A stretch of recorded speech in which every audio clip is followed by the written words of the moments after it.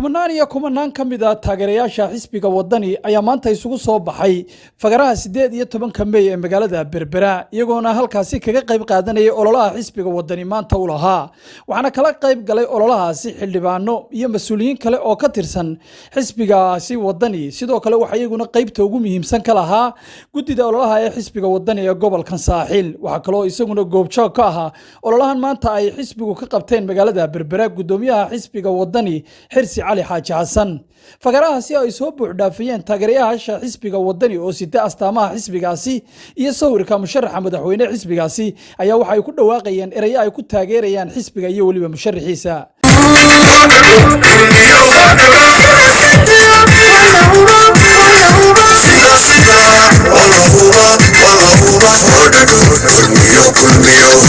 waxaana halkaasi ka hadlay taageerayaal iyo waliba mas'uuliyiinta xisbiga wadani oo iyagu si weyn ugu mahadnaqay dadweynaha isugu soo baxay fagarahaasi iyagoona ugu baaqay inay maalinta doorashadana sidaa u soo baxaan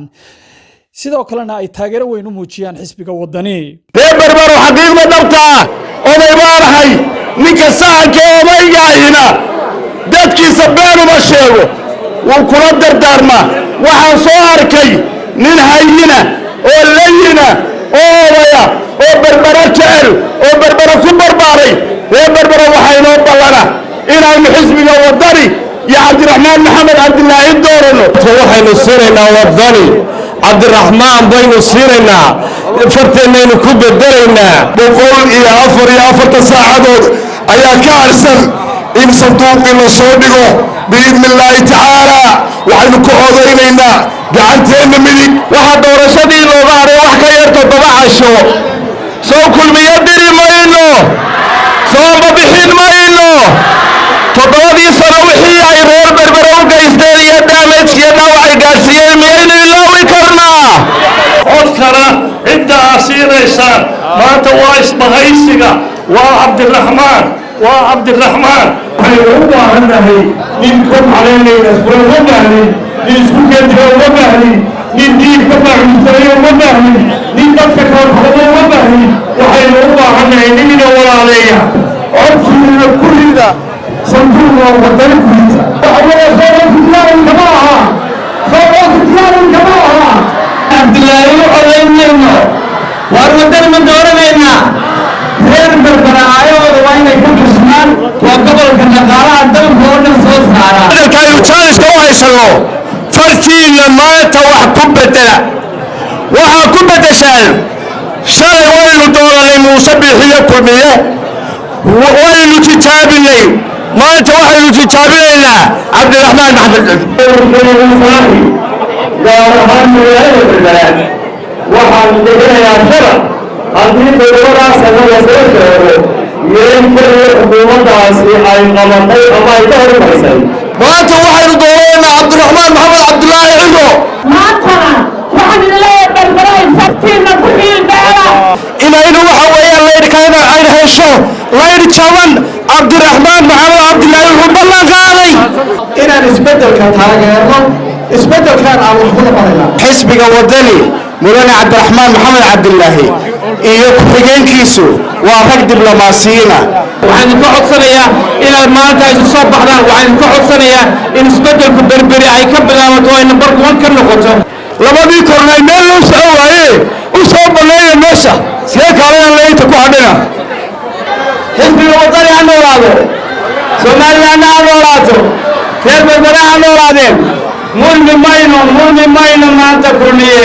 annaga wuxuu yahay naqaanay reer saaxil nahay sidii hore looga dhawaajiyey hiil degaan inaynu sanadkan galno hiilkii degaan baynu u jeednaa aad iyo aad idinku mahadnaqayaa sidii wanaagsanay ugu soo baxdeen waxaan ku sii doonaa xisbiga wadani oo ku soo saari doona cabdiraxmaan maxamed cabdilaahi oo noqon doona madaxweynaha mustaqbalka Soomaaliland hadduu la yiraahdo doorashada muddada la soo waday